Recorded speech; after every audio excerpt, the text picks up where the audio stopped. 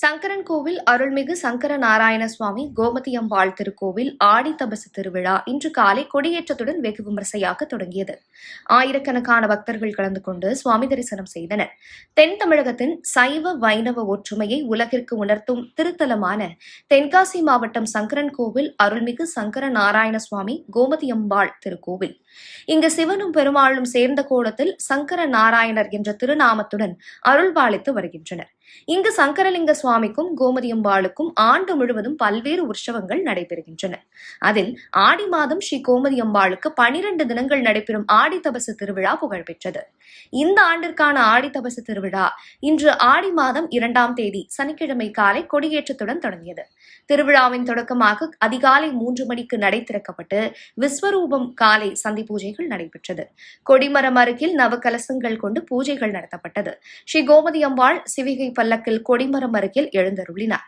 கொடிப்பட்டம் வீதி உலா வந்ததும் கொடிப்பட்டத்திற்கு பூஜைகள் நடைபெற்றது. அம்பாள் சன்னதி முன்பு உள்ள தங்க கொடிமரத்தில் காலை 7 மணிக்கு மேல் காலை 8 மணிக்குள் கடக லக்னத்தில் கொடியேற்றம் நடைபெற்றது. தொடர்ந்து கொடிமரத்திற்கு பல்வேறு வகையான பொருட்களால் அபிஷேகமும் நடத்தப்பட்டது.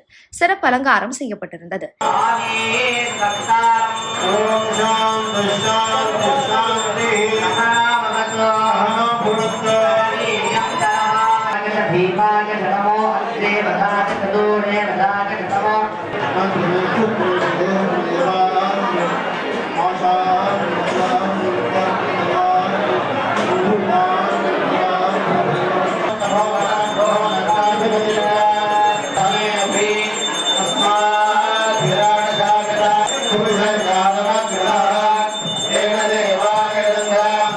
வேத விற்பனர்கள் 4 வேதம் கூற, ஓதுவாமூர்த்திகள் பஞ்சபுராணம் பாட, கொடிமரத்திற்கு நட்சத்திர ஆரத்தி, கோபுர ஆரத்தி, சோடச உபசாரணைகள் நடைபெற்றது.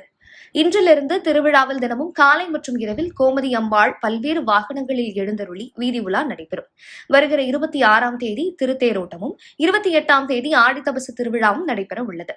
விழா ஏற்பாடுகளை அறங்காவலர் குழுவினர், மண்டகப்படிதாரர்கள் மற்றும் திருக்கோவில் நிர்வாகத்தினர் சிறப்பாக செய்திருந்தனர்.